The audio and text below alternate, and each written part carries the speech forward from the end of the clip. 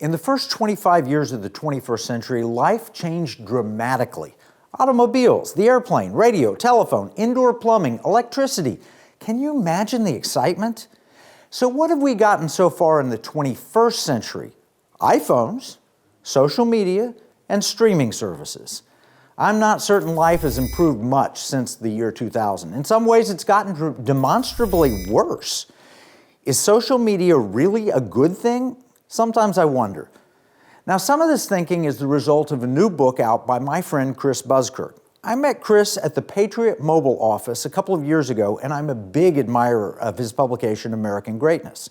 Chris Buskirk is a contributing opinion writer for the New York Times, has written for the Washington Post, The Spectator, USA Today, The Hill, The New Criterion, and other publications. He's also a frequent contributor to Fox News, NPR's Morning Edition, and PBS NewsHour. What he has built at American Greatness may be his best work. American Greatness has terrific authors, including two we've recently featured in the Economic War Room, like Dr. Ted Malloch and Dr. Mike Waller. The writing there is terrific. But it was Chris Buskirk's new book that caught my attention. The title, America and the Art of the Possible, Restoring National Vitality in an Age of Decay. The main thesis is that nations that aren't advancing are declining, and the measure of advancement for America doesn't look very good. Whether you look at life expectancy, personal satisfaction, upward mobility, or middle-class income, the stats are actually alarming. That wasn't the case for this generation just before us. So I want to welcome Chris Buskirk to the Economic War Room. Hey, Chris, how are you doing? I'm doing well. Thanks for having me. Your book is terrific. It's really thought-provoking. I want you to, if you could, I was born in the early 60s, 1961. I want you to contrast the last 60 years with the 60 years that happened prior to my birth. So 1900 to 1960 and then 1960 to present.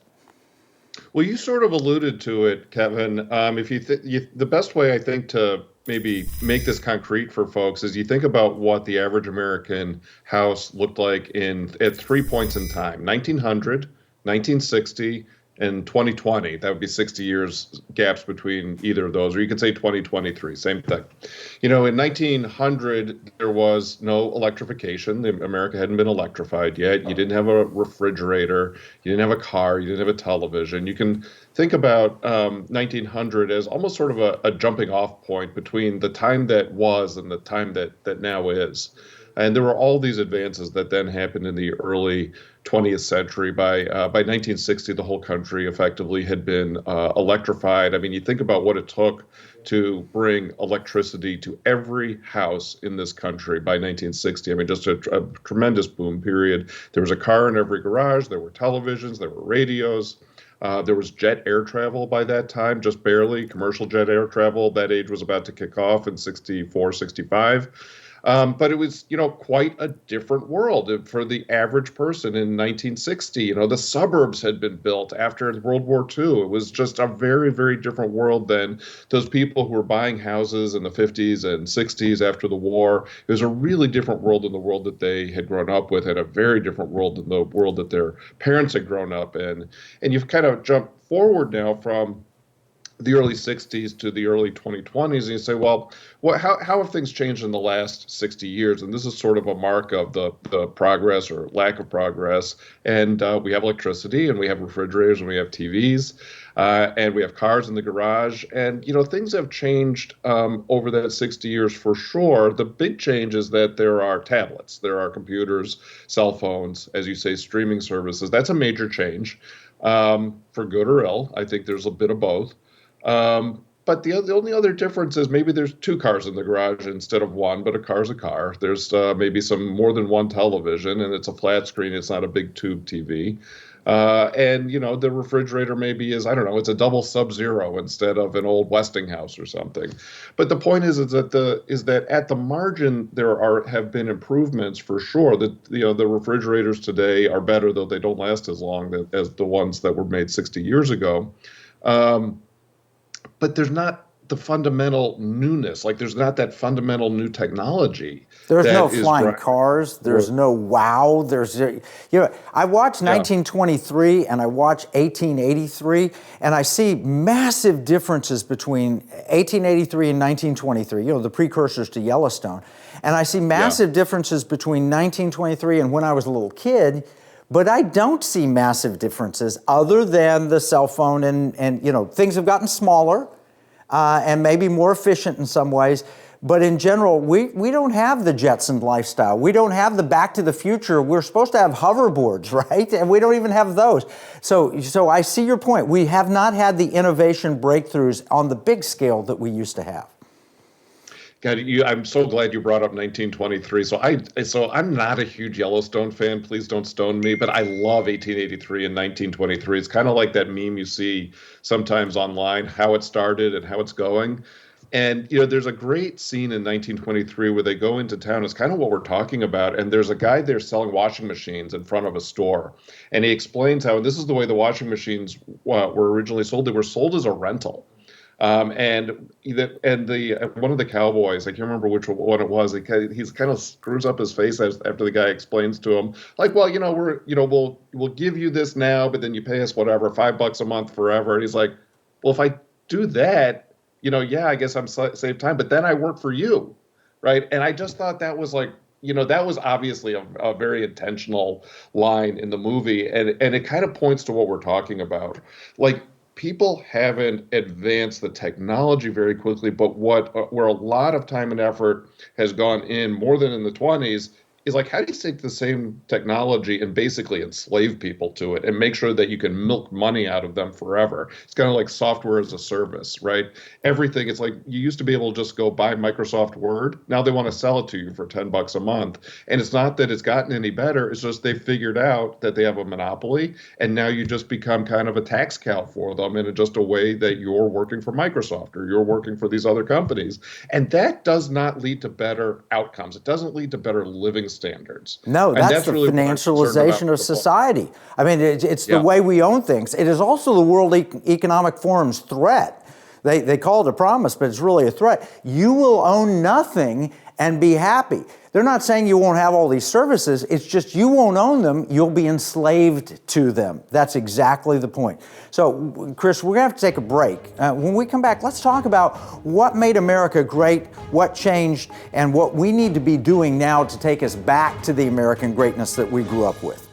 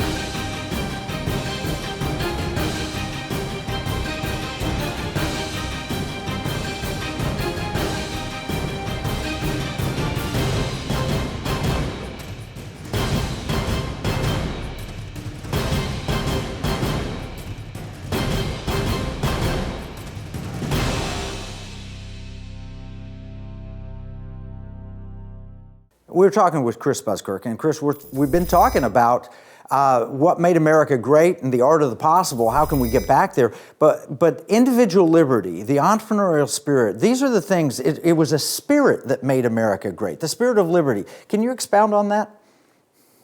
Yeah, it was. You think about the context here. You have these you have settlers coming from Europe, and Europe was highly populated, highly regulated. It was hard to own property, and so there was a natural sort of constraining function on the talent of the people. And so we had a very industrious,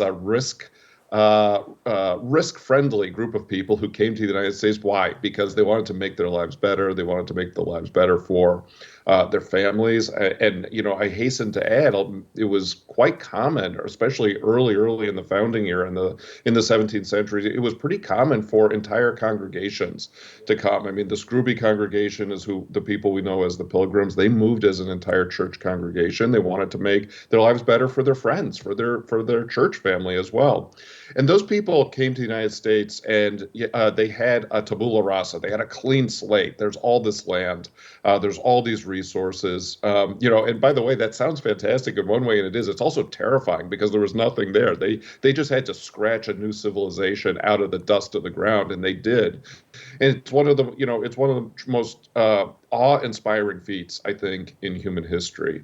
And people had a can-do attitude. Like the job of America for 300 years, I think about it from basically 1607 until maybe the 1900-ish or 1907 or whatever, was conquering the continent and building a new nation. And people figured out how to do that. And as a result of doing that, all of these different sort of innovations came around. It wasn't just we can build a new city. That's a huge undertaking. It was also we can build new technologies. Like we can, we think about the Wright brothers and their bicycle shop, right? I mean, the prevailing sentiment at the time was that flight, of course, was impossible.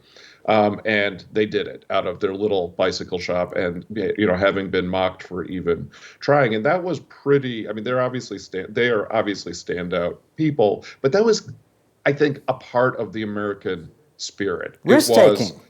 We were risk takers and doing it for a reason, right? I mean, there's a concrete reason. I'm going to make my life better. I'm going to make my family's life better. I'm going to make my nation's life better. I'm doing this, and in many cases, I'm doing this because I'm going to use my time, talent, and treasure to serve God.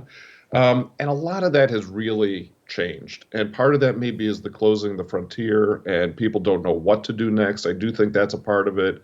Part of it is that the country's politics have quite honestly changed in a way that focuses people more on, say, political battles or cultural battles, sometimes good, sometimes bad, but it takes their time and their talents away from focusing on things that concretely improve living standards, which I think is what we really need to refocus our efforts on. Yeah, no, in fact, you think about that, we were risk takers, now we're risk averse, and we're demanding that the government protect us from any risk, which is the whole COVID shutdown, the masks, everything. It's a perfect example of a certain segment of the population demanding their government step in to protect us. And of course, to the government, that's an opportunity for power. And so absolutely we'll fill that vacuum.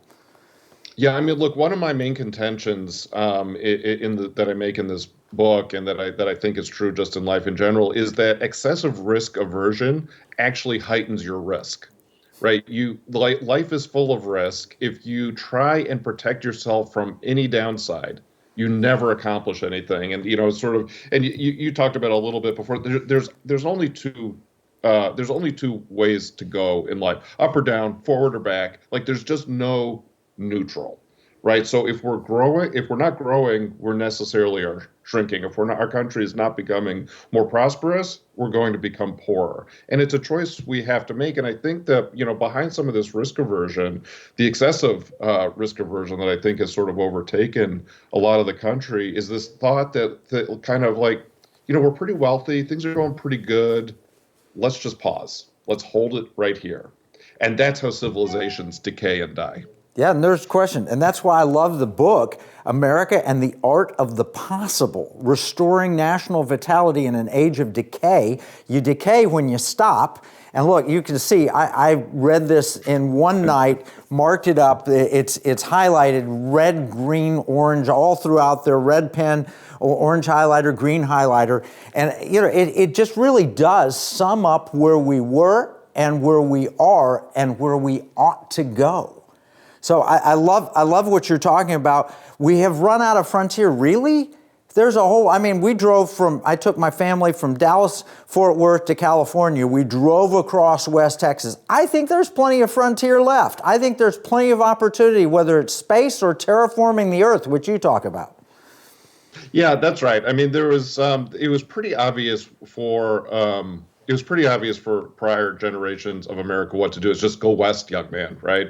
And we did. And you think about the 13 original colonies; they were really it was just this sort of thin strip along the Atlantic coast, and then we pushed west, and that started very early. We got to California in the middle of the 19th century, but I think that the promise of California really was not achieved until the sort of the early 20th century. Or maybe you kind of start to think about the beginning of that golden era in the 1890s. Stanford University is founded in the 1890s.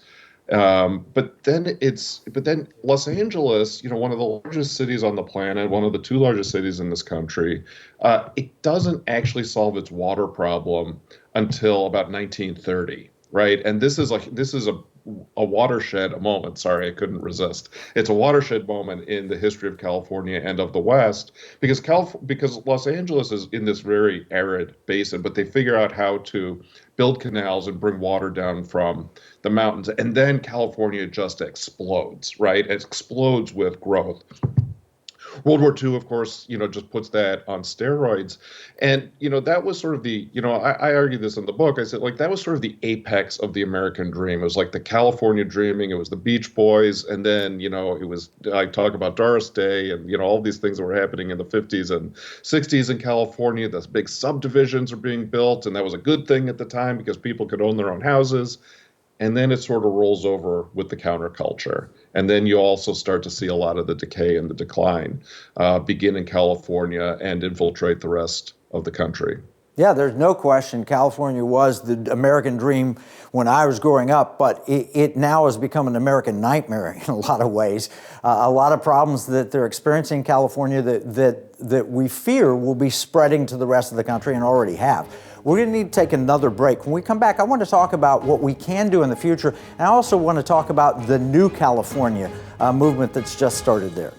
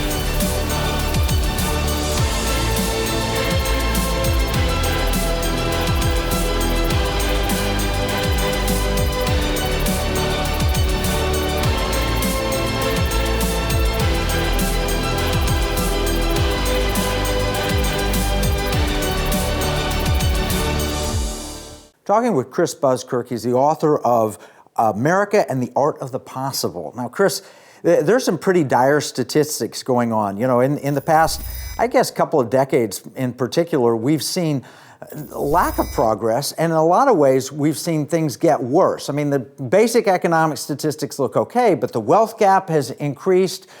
We see a lot of just lethargy and people frustrated with the nation, and we've seen these cultural battles. And how do we get back to the America that once was the art of the possible? I mean, well, you know, we need to innovate more, and that's not as easy as it sounds, as it turns out. I mean, I don't think there's anybody who I would talk to and say, you know, we need to innovate more, and they'd fight me and say, no, Chris, I think we need to innovate less. The question is, what's stopping us, right? And that's a fundamental question that I try and address in the book. I mean, the first half of the book, as you know, is sort of I always say it's like my litany of complaints. You know, it's what's gone wrong. And I didn't want to stop there because really I want the book to be a hopeful book because, you know, at a very basic level, I believe in human agency and, you know, human responsibility. And we can do things. We can actually achieve a lot. But that means, number one, being honest about where we are and what's gone wrong, but not stopping there. Right. And that's just the predicate to constructive action. And so, you know, I looked at some of the things that had gone wrong. You talk about the wealth gap, and I spent quite a bit of time on this discussion because, you know, I was sort of conditioned to think like, oh, that's like a left-wing talking point. That actually doesn't exist, or it's, you know, they're blowing it out of proportion or whatever. And actually, if you dig into the numbers, this actually has been going on, and it started in about 1970. Like the wealth gap between rich and poor in this country has increased. It was, and I guess maybe the best way to frame this, or for people to understand this, is that it was the case in this country that if you had minimal education, however that was defined in the past, you know, maybe it was only an 8th grade education, or then it became sort of like a high school diploma or whatever, and you were willing to play by the rules and do your work, you could live a good life. Maybe not extraordinary, but you could live a solid, you know, what we would think of as the middle class life. And you worked hard, you played by the rules, and things. And send your kids to college who could then advance the next generation. So it was a generational improvement. No, that's exactly right. And what we've seen now is that incomes and household wealth have accelerated and have grown quite rapidly at the very top. Right, so the top, like 0.1% has done extraordinarily well. The top 1% has done quite well, but not as well as the top 0.1%. And then the next 9% has done better than everybody else, except for that 1% above them. When you look down, then you look at sort of the bottom half of the scale. Like this isn't just like the people at the bottom and they're doing everything wrong. This is like the bottom half of the country. 50% of our fellow citizens. These people have not done well at all. And in fact, what's happened is their incomes and their household wealth has either flatlined. So while other people are getting wealthier, they haven't moved at all, or it's actually declined. And there's a problem there because there's a political problem there, by the way. One of the sort of predicate for this is that we haven't had the sort of technological advances that'll sort of pull everybody along with them, even sort of maybe the least able or the least educated. They have a way to fit in. And this goes to what we were saying before about the thing in 1923 where people spent a bunch of time figuring out how to extract money from people further down the income scale from them. It's like the rental of the washing machine. But that just moves wealth up. And that becomes a political problem because when you have extreme wealth gaps and you have extreme income gaps, guess what? You have a lot of people who are unhappy. You have a lot of people, especially in this country, where we're bred to believe in the American dream, and we should believe in it.